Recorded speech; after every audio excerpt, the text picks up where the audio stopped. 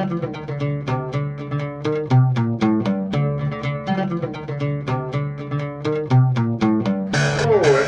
the Sci-Fi Christian's Game of Thrones Reviews, Season 4, Episode 10, finale, and then the finale of our two-part review. So part 1 went up last night, talked about the big moments. Right.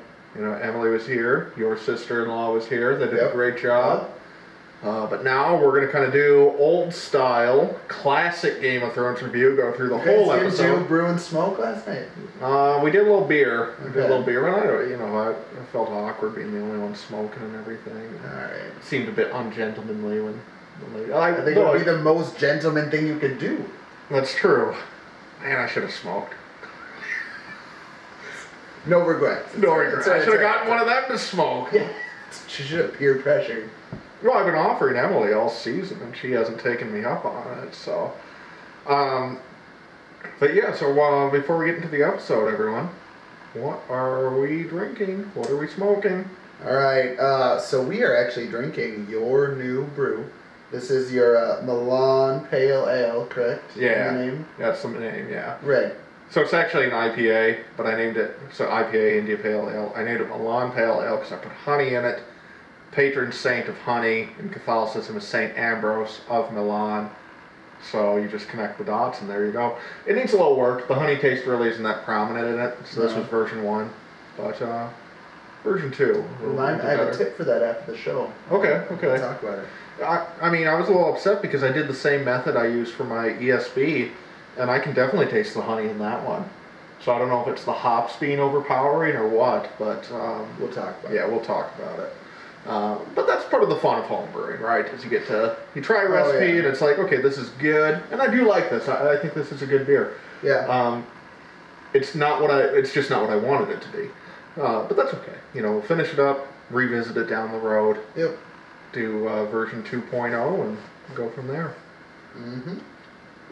I think I'm just disappointed because I've had pretty good luck with my recipes. Like the ESB, I mean, that's exactly what I wanted it to be. Yes, that is a very good... Yeah, so like when I rebrew that next month, I will be here so I can take down the... Yeah, exactly, yeah. It's like, I'm not going to change a thing from what I did last time. I want to brew it exactly like I did last time. But then this one, there's going to be some significant tweaking to this recipe. Again, not because I think it turned out bad, it's like I've already done a couple IPAs that taste fairly similar to this. Right. And I wanted this to be something different. Didn't quite get there, but that's the process. And then what do you got tonight? I'm still plowing through the golden vanilla. So I'm gonna do it. I gotta get through. You're not gonna smoke anything else until it's done. No, and then it'll be like we're done and we can move on.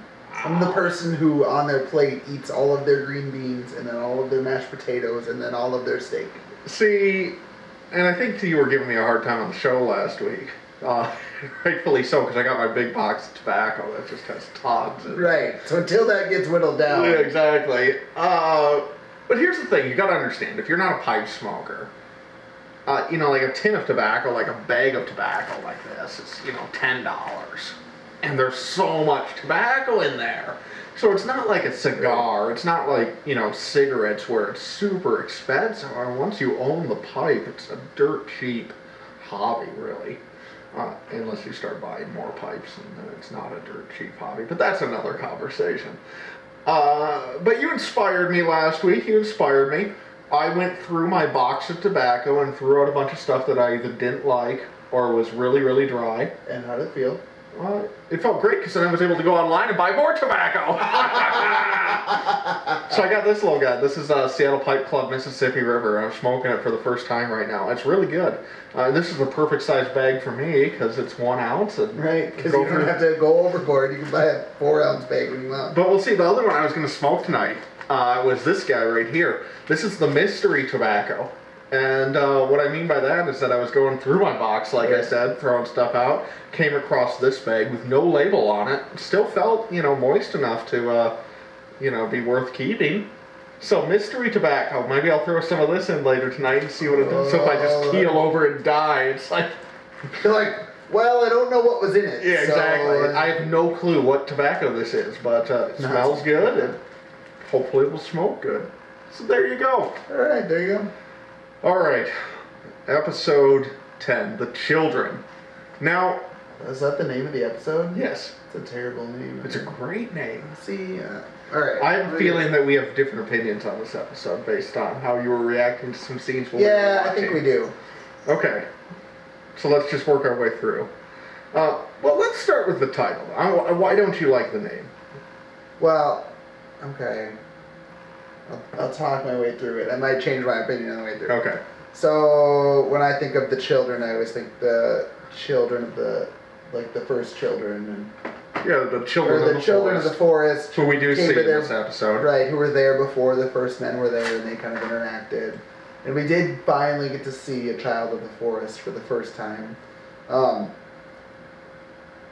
But that's all I feel it's in reference to. You could make an argument for the child being Arya, but that's it. Nobody else's character changed this episode in the sense of like children taking. I think of that as like children starting to take over.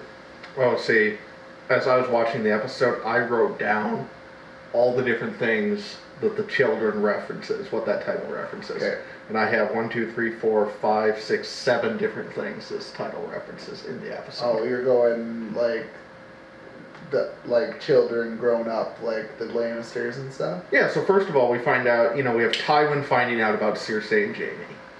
So interaction between, one generation to the next, and him realizing his legacy of his children is destroyed. Right. We have Cersei talking about how she's willing to sacrifice Tommen to keep him away from being torn apart. Mm-hmm. So going to the next generation after that. We have the dead child in Meereen, who's burned. We have the dragons, who are Dany's children, and if you think that's too much of a stretch, just remember that she's frequently referred to as the mother of dragons, so her turning her back on her children, locking them away in what might possibly be the biggest tearjerker scene in the history of the show. We have the children of the forest. We have significant moments for Arya, Bran, and Jon, the Stark children, coming into their own in this episode. And then finally, arguably the biggest one, we have Tyrion standing up to his father. And so the whole theme of children and their parents and that dynamic of one generation to the next is all throughout this episode. Alright. It's actually one of my favorite titles of the show. So there you go. Maybe this is an omen of things to come in this review. Alright. So we just took it to mean different things. I took it as the children, meaning the children are starting to take over, right, running things, and you just took it as like a look at all of the children of the series. Right. I just felt like that dynamic of children, as that, in terms of either the interaction between parent and child or the next generation or whatever, they played a prominent role in almost every scene in this episode. Okay, I'll give it to you. All right. So we start with, I need to put this couch back on the rug so it doesn't slip all over the place. I do that all the time. It's more than I needed to know. What? There's nothing. Anyways. You could read a lot of sick things into that. Alright. Anyway, Jon and Mance. We have a Mance sighting, everyone. Mance Raider has... twice in the season. What is it? No, it's not twice in the season. I thought he was in episode 1. No, he was in episode 1 of season 3. Oh. Or he was in one of the first few episodes of season 3. We haven't seen him since. Oh. Really? So 2 full seasons, really. Yep. But he's there. Actually the highest paid cast member. I guess. Because I love Syrian Hand's portrayal of Mance. I think it's just about perfect. And this in some ways I think redeems the end of last week a little bit. It would have been better if they had just extended last week 10 minutes and put the whole thing with Jon and Mance and Stannis at the end. You would have made it a complete episode. So yeah, I'm curious as to their... That's an odd choice. Reasoning. Maybe because they felt that it flowed better. With this, at the wall, it felt like it flowed. Uh-huh. It felt like I don't know, it felt like everything flowed together. And then when they were in the tent and they were bringing up Ygritte and they were bringing up the giant. Meg the Mighty, yeah. Meg the Mighty was the last blah blah blah king before the first man, blah blah blah. I thought that worked nicely in the next episode. I don't know how good it would have worked last week. That scene would have worked as well last week. Yeah, I kind of agree. You're too, you're emotionally exhausted as an audience member by that point of the episode to be like, okay, now we're gonna have a 5-minute dialogue in the tent. It's too much. Yeah, I agree. I think the mistake last week is trying to have that be their one location episode where they really should have maybe spread that battle out over a couple episodes. Right. Or something. Which it is. It's like a 3-day battle in the book. Exactly. So, but that was fine. I mean, I really liked everything with John and Mance. Loved Stannis showing up. And just love the moment where the guy, like, the wildling's running up to Stannis to try and kill him. And he doesn't even flinch. And the sword, or the horseman comes over and just kills him. It's fantastic. I liked when Stannis was coming in, he had his battle formations and they were coming and they were flanking and all of that. And it's been since season 2 when we've seen a good battle. You know what I mean? That's true. And so, and it's actually since season 1, maybe, where we've seen an actual, like, field battle. Right. And so... Yeah, because the Blackwater is what and nobody even then was that organized. Just felt like, I don't know, him coming in, it really felt like it did in the book, where he just swooped in and just took over very efficiently. And it's a good contrast to last week, where you have the wildlings who are, Mance is holding them together, but they're so, they don't have that type of discipline. Right. They have 100,000 men and women, but they don't have that discipline. And then you have the Wall, where, they do have discipline, but there's 100 of them. Mm-hmm. So it's like they're so spread out, they don't have that advantage. So it's a moment that I think improves last week's episode due to the contrast, even though I still have some problems with the way last week wrapped up. Right. It did a good job of revisiting that. All right, then we go to... King's Landing. We get Qyburn. Qyburn's doing this thing. Thank goodness. Yeah. So for anybody who had been complaining, go ahead. I was going to say, for anybody who doesn't remember who Qyburn is. Right. Qyburn was brought into the story when... Jaime... with Jaime's hand, right? Right, yeah. So, he's at Harrenhal. Right, and so he saves him all the way back with the Bear and the Maiden Fair. Right. Just about, right? That timeline. And he comes with, and he's been silent ever since, except for like one minor scene where, unless you know who he is, he's kind of just sitting around. And now, all of a sudden, he is just taking over King's Landing. He's not even a maester. That's like the... Yeah. Like, he dresses like a maester, but he was kicked out of the order because of... He was doing some weird shit. Because of what he's doing to the mountain at this point, right? And there was some question I saw, especially among people who haven't read the books, of why did Tyrion lose in the trial by combat if Oberyn killed the mountain first? Well, or why wasn't it a draw or something like that? Well, the mountain's not dead, everyone. He's still breathing. He's been poisoned. If you didn't catch that they had a couple throwaway lines about that, but yes, Oberyn's spear was poisoned. He was going to make sure whatever happened, the mountain was going to die. But the mountain is not dead yet, and Qyburn is there with the most terrifying syringe you've ever seen in your life. That thing was like 6 feet tall. It was large. I liked the intestine tube running to the large... glass container, which was Lord.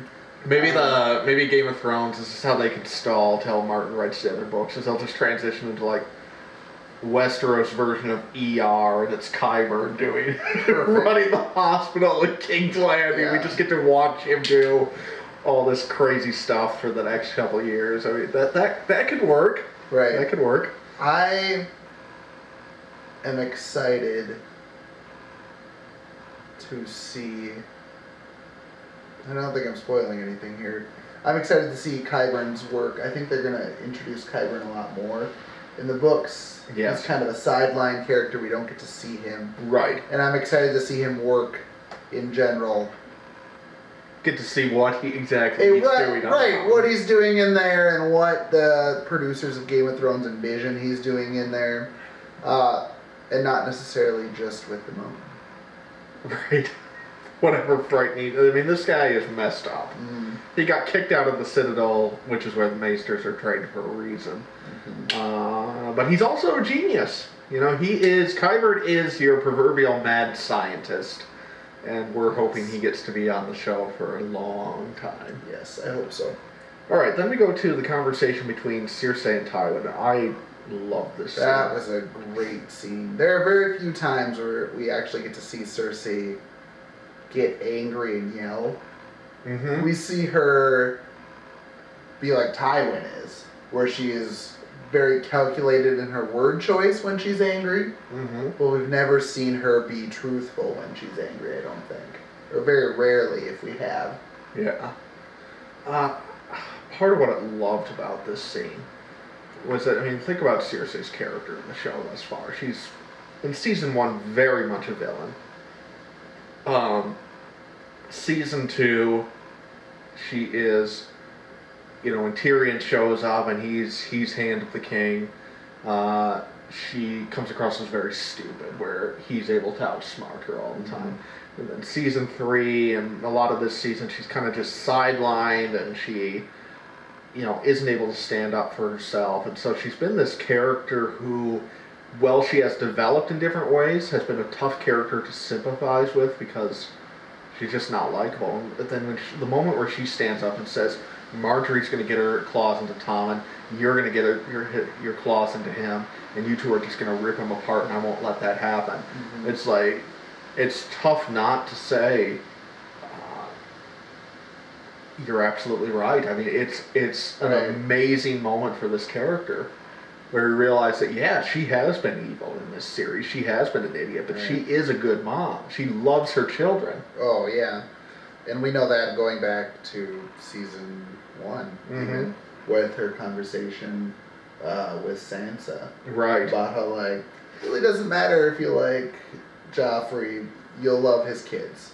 Exactly. And that's pretty much what she said. Yeah. And because that's how her life is run. And so, yeah, I really like that scene. I even liked, because not in the books, she doesn't ever tell her father. That we see. I mean, this was one of those scenes where she's not a point of view character until the 4th book. So, this is one of those scenes that isn't contradicted in the books, but we have it's just extra material that the books couldn't have touched on. But yeah, the confession is that great. Would be, yeah, I couldn't see the character in the book doing this. Yeah. I feel like the character in the show has a little bit more cojones with the father than in the book does. Yeah. So, but it's great. I loved it. It was just like... Especially knowing what's coming with Tywin. Right. Because the first crack in the armor for Tywin was recognizing that he owed all this money to the Iron Bank. Yeah. Second was Jaime arguing with him, which it sounds like he's probably never done before. Now his daughter's arguing with him, which leads up to the final scene. But we'll get there. Yeah, just the whole idea that Tywin not only dies, but he dies with knowing his legacy of his house is in tatters. And if you think back in the show, the very first time we saw Tywin was in season 1. He's in the tent with Jaime, and they're talking about Tyrion and everything that's going on. And then Jaime's like, well, you never liked Tyrion. Why are you so concerned about him being captured by Catelyn? And he says, because it's the family that matters. You don't matter, I don't matter. It's the family that matters. And that has been his driving thing for years. And then it comes to it, and that all falls apart around him. Well, and because he had daddy issues. Mm-hmm. Which, did they touch on that in the... I can't remember. I don't know. I know that they touch on it in the books, where his father was just like the drunken, blithering idiot who just didn't do anything to help the Lannisters. and he brought them out of, like, I mean, they had their gold mine, sure, but he brought them really out of nothing at that point. They were just kind of the laughing stock of the whole Seven Kingdoms. And he brought them up to this high stature, and now it's all falling apart. Yeah, it's great. And then we get Jaime and Circe having a little brother-sister time. Well, I'm glad that the one scene is in the past. That was fine, not a problem, I guess. Yeah. I just kind of feel like I want to pretend like everything that happened between them this year didn't happen. Just make it. Yeah, it's just even. Right. I mean, clearly that scene earlier in episode 3 or 4 or whatever it was, clearly was a rape. But as shocking as it seems, the producers don't seem to have looked at it that way. They seem to have looked at it like it is in the book, where it's consensual, because it's never addressed, and then we're right back here. So it's just further condemnation of how poorly done that scene was in the show. Which is unfortunate, but we move on. Right. And we move on to good old Marine, where the dragons have been getting up to mischief. But first we get this whole conversation between Danny and this former slave, which is really good, really fascinating. You know, where he's like, well, you freed me, but now my life kind of sucks. Right. Really now, I'd really like to get back into it, and, you know, it's like, okay, well, I guess if you want to, that's like your free choice thing, and, yeah, I don't know. Brings me back to my good old American history classes, where just about the same thing was happening right after the Civil War. It was like, well, now I can't make any money, so now I have to go sharecrop, or I have to go do something else, and it's like, we didn't prepare for that part. Like, we just brought the freedom without the actual totally behind it. Totally. And it's such a great moment for Danny's character, because she's having to deal, up until Marine, she conquers, she leaves, and she feels good about herself, and now she's having to realize that you can do the right thing, and sometimes the right thing winds up having really negative consequences. Right. And like you said, it's very much the American Civil War. I mean, you can make the argument that the South, to this day, has never fully economically recovered from how fast that transition was. Right. And does that mean it was the wrong thing to do? Absolutely not. It was the right thing to do to end slavery. But it's what the show is dealing with, that you do what is the absolute right thing. There is no other choice. There's no ambiguity about what's right and wrong here. But it still has negative consequences. Right. Yeah, so it's great stuff. It's really, really good on the show's part to make sure they're dealing with it. But then we also get the dragons, which ostensibly eating a child. And then we get the saddest scene in the history of Game of Thrones. Oh my gosh. It was so just like... They really did save up all their CGI for this episode, though. Like, they did. They had to have. Yeah. Because it was just... they did a really nice job with that scene. Oh, the only so thing sad. in that scene that I thought was missing was in the books. You don't actually get to see this scene, but they talk about it afterwards. Right. And in the books, all 3 dragons are brought down. Right. But Drogon figures it out and escapes beforehand. Yeah. And I thought that was so... And kills several people along the way. Well, let's just leave that part out for now. Well, yeah. I mean, he figures it out and he's gone. Yeah. Because he's clearly the leader of the 3 dragons and takes off from there. And he's not roaming about before then. Yeah. And I don't like how he just, like, left and it seems like Dany had no control over him before she started locking them up. Yeah. Because I felt like in the book, Dany still has control over them up until she locks them up. And that's when Drogon kind of goes. And that's when Drogon, And, I don't know. Yeah. I'm still having a tough time dealing with that storyline, kind of. But I felt like it was... Talking about CGI budget, we didn't have the CGI budget to watch Drogon get brought down and fight his way free. And He didn't have to. He just would have had to fly back out. Yeah. And nobody would have been able to stop him. There might have been like a spear thrown or something like. That would have been it. They could have done it like old school movies Right. where they don't have the budget, so you just see a shadow. He's Right. flying away.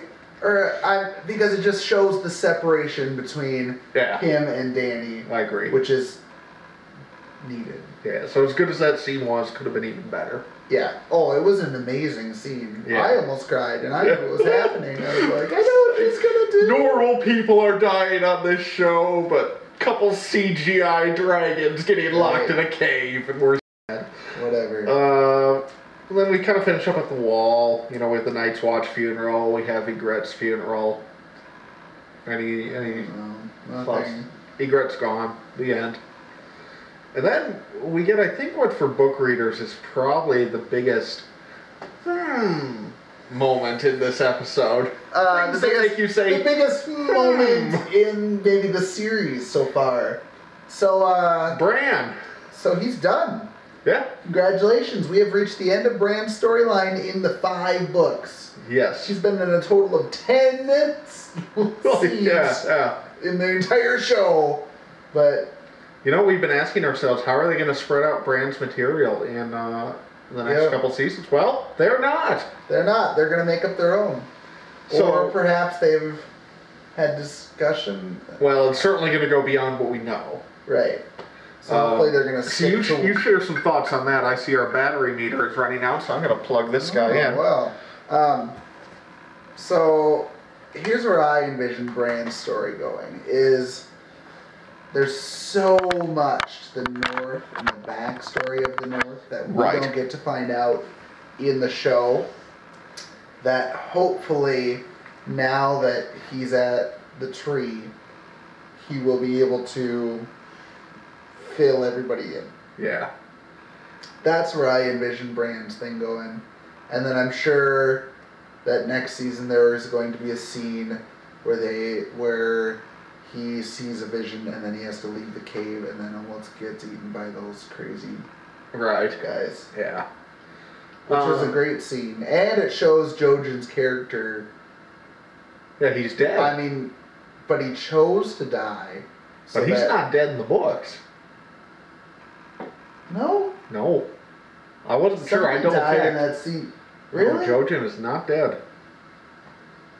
So, there's that. Really? Really.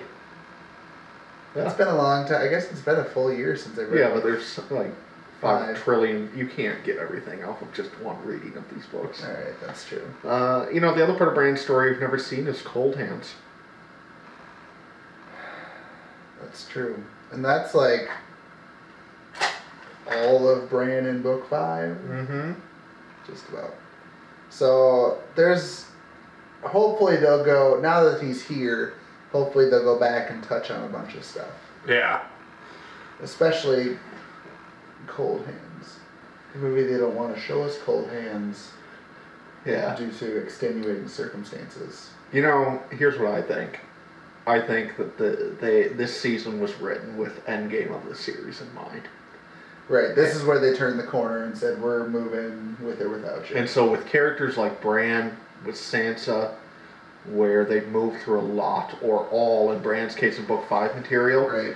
It's because they know what their end game is for the next 3 to 4 seasons, you know, because they're looking at 7 to 8 seasons. Right. And they know where they want to take these characters. And they said, we don't need to pad the books out, because we're not going to follow them anyway. Right. So is this their sign to us to give us the next 9 months to deal with this? I think so. Yeah, just deal with it. But just deal with it. Look, here's what I've come to on that. I'm really of 2 minds about it. Because on the one hand, I think Wise and Benioff are good writers. I really do. I think they've done a phenomenal job of bringing these books to life. They know how the story is supposed to end, at least for several characters.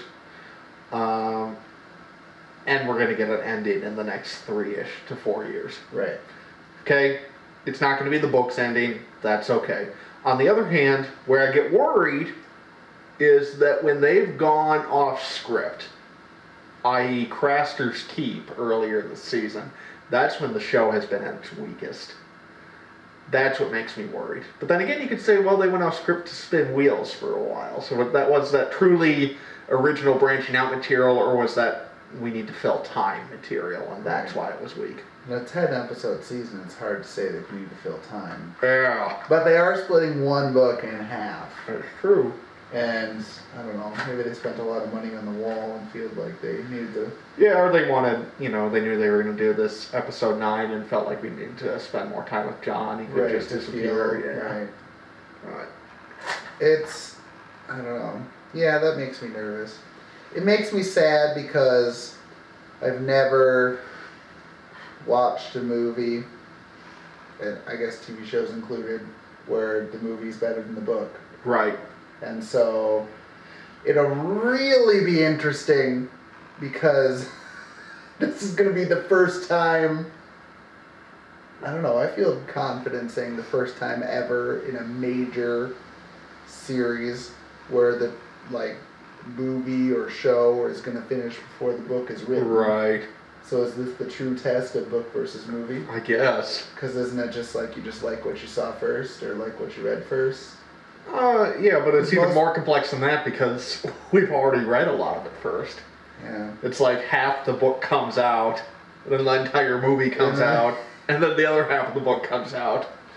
It's going to be a new adventure for all book and Game of Thrones lovers. It's going to be... But I'm excited. It'll be good. We'll have a lot more to talk about, I think. We will. And we won't be able to... We can't, slow down our speech to not give away spoilers. Yeah, at least we don't have to worry about spoilers. So there you go. Mystery Tobacco's pretty good, everyone. Oh. So there's that. Maybe next year. Maybe next year. All right, 2 more big scenes. We have the Arya, Hound, and Brienne scene. Now, you, at first anyway, didn't seem thrilled by the Arya. I wasn't thrilled that they were going to meet up with Brienne and Pod. I just wasn't. It didn't hit me. I didn't feel it. I was like, this is ridiculous. But as the scene went on, I actually loved it. It got pretty awesome. Loved awesome. the scene. At first I was like, no, she's wandering an eye. I was just like, I knew how it was all going to go, and I was like, this is preposterous. Why would we do this? It's the example I used last night when we were recording is very Dickens. I don't know how much Dickens you've read, if any. In Dickens, everybody knows everybody, even though they are in this huge, they're in London in the 19th century, but everybody just randomly runs into people, so it's kind of the Dickensian coincidence. But I'm with you. I was kind of groaning at first, but man, this got to be a great scene. It got to be a tremendous scene. And I loved it, because this is really the first time we've seen Brienne fight to the death. Yeah. Where we've seen Sandor Clegane, the Hound, fight to the death several times. Well, he's killed several people. And we're aware that he can do that, and he's got this prestige behind him. But I don't know that Brienne's ever killed anybody of significance, not like this. Not like this. And so, is she a wonderful fighter? Absolutely, I've never doubted that. Yeah. But the fact that we could see it on screen fighting the Hound. She beats the Hound. How about that? She beats the Hound, which is just like... But it's their conversation before that is incredible, because that's the moment where you realize the Hound has completely transformed. He's no longer dragging Arya around with him to get a reward. Right. He wants to protect her. And just think of what a shift that is. For him, huge. Oh, and my favorite moment in this dialogue is when Brienne's like, I'm going to take her to safety. And he says, safety? Where the fuck's that? If you still think there's a safe place in this world, that's reason enough why she has no business going with you. Oh, that was perfect. That was incredible. Incredible. And then the scene afterwards where he is trying to convince Arya to kill him. And he's listing off all these terrible things that he's done, but there's no sincerity behind it anymore. Right. And then Arya choosing not to kill him. not out of anger, but out of love, where he's been on her list, and now she has the opportunity for that revenge, and she walks away. It's just across the board. What an incredible scene. It's just so... There's so much there. Yeah. It's just like... Very deep.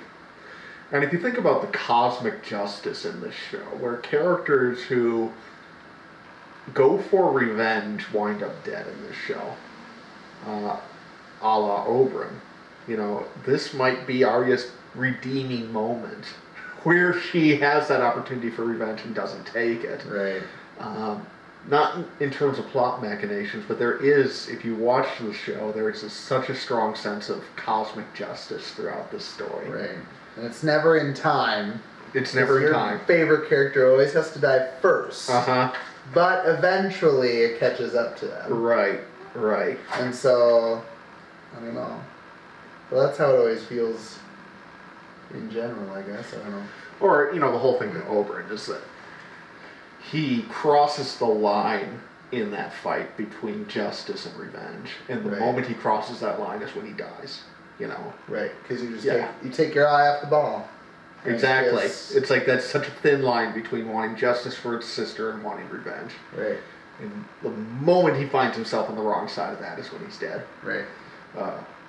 All right, and then finally, let's talk about just Arya leaving since we're on her. So we get the Valar Morghulis, Valo Dahara scene. Good stuff. Great stuff. That's exactly how I pictured it. Yep. It was simple yet wonderful at the same time. Yes. And so now she's off to Bravos to do wonderful, wonderful character development things that are just... There's good stuff coming with Arya. There is just... I'm excited. I'm going to be severely disappointed if some of these places aren't as I picture them in my head. Like, it'll be interesting. And remember, just for any non-book readers or book readers who need a refresher, the person who gave her that coin is Jagan Hagar, who's the guy who in season 2 was killing people for her and changes his face at the end. Right. Okay, so he's the one who, tells her, if you need help, find somebody from Bravos, give them the coin, say Valar Morghulis, and they'll help you. Right. So, and it's a tie back to that whole storyline, and that's probably all we should say about that at the moment. Yes. Yeah. And then finally, Tyrion, Jaime, Shay, Tywin. Wow, this was great. It was great. It was a wonderful, wonderful... It was very gratifying. Yep. I felt like there could have been a lot more dialogue. But they're running short on time with this episode, already going 10 minutes over their usual. Right. But you felt it. I mean... You did. Totally felt it. It was great. The only problem that I always nitpick. Well, I'm right there with it, because this is one of the great scenes in the book. Right. Yeah. The only problem that I have, besides some of the dialogue, the whole Taisha thing, yeah, which I've gotten over. I don't think you have, but I've not gotten quite. I've gotten over it. Is that Varys and Jaime are leading him out through the tunnels, through the catacombs, or whatever you want to call them. Yeah. But then, there's a scene in the book where Tyrion stops and says, "Aren't we under the Tower of the Hand?" And he says, "Yes." And he says, "I'll be right back," or something similar to that. So Jaime's there, right, has a chance to stop him from killing Tywin and doesn't. You're right, I'd forgotten that. That's important. That is very important.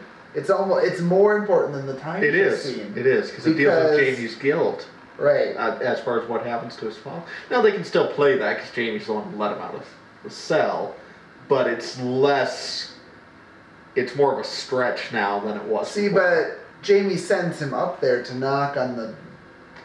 Which I didn't get. I felt like they cut a scene out of there. Like they had more, and then they cut a middle scene out and just put him right into there.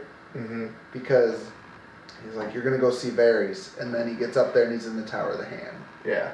So, but then that would lead to Jamie being, I don't know, it felt like it didn't fit. It felt like they were playing fast and loose with the geography of the tunnels. And they cut and paste there a little, I think. Right. Yeah, I really missed that part. Yeah. Because then it was Jamie recognizing that, because he knew it was going to happen when he went up there. Right. And he was like, kind of giving his blessing about it, but not really wanting to know what was going to happen. Yeah.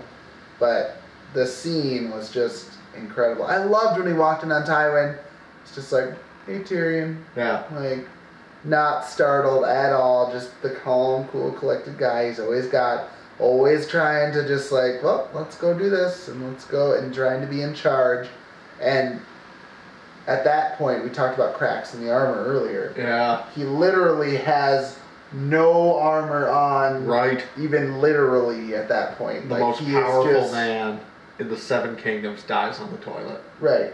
It's Which great. is just, it's exactly what it should be. Yep. And the only line missing that's in the book is, I guess Lannisters don't shit gold. Right. That and the whole wherever whores go.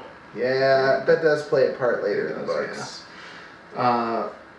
It was spectacular though, and if you really want to appreciate this, you need to go back, either literally rewatching or just kind of cast your mind back to season 2, because season 2, Tyrion is on top of the world. He's serving his hand.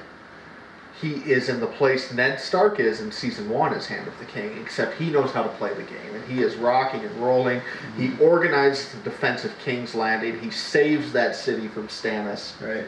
And then, in the final moments of Blackwater, Tywin Lannister rides in, steals the credit from Tyrion, and from that moment on is when Tyrion starts in the path to where you saw him tonight. Right. It's a 2-season slow burn to this guy finally snapping. And when he snaps in a big way. Right. Oh, it's incredible. And if you don't want to watch all the way back to season 2, you can just rewatch this season, because we've talked about it after this. Yeah. Is they foreshadow every single episode of this death. Yep. Almost every single episode where you see Tywin, he goes, what are you going to do after I die? Right. I mean, that's almost the conversation he has in every single episode that he's in. Yeah. And it's just like, and everybody refuses to think about it. Right. Because it's almost as if it would never happen. Yeah. And so now we get to see the aftermath. There's a scene in season 2 where we see Tywin noticing Shay when Shay is still acting as one of Sansa's, ladies in waiting. And he says, "Who is she? Find out and bring her to." So we see him orchestrating things from that point. Yeah, this was a very, for as clumsy as some parts of the season were, they plotted the whole Tywin thing very carefully. And I'm just crushed that we're losing Charles Dance on this show, because he's such a great actor. Yeah, I guess. Any final thoughts on the episode or the season as a whole? It was a good season. Yep. I liked it. It ended bittersweetly. Yep. I was really these scenes were wonderful. They were fantastic. There was something else we wanted to see. There was just, yes.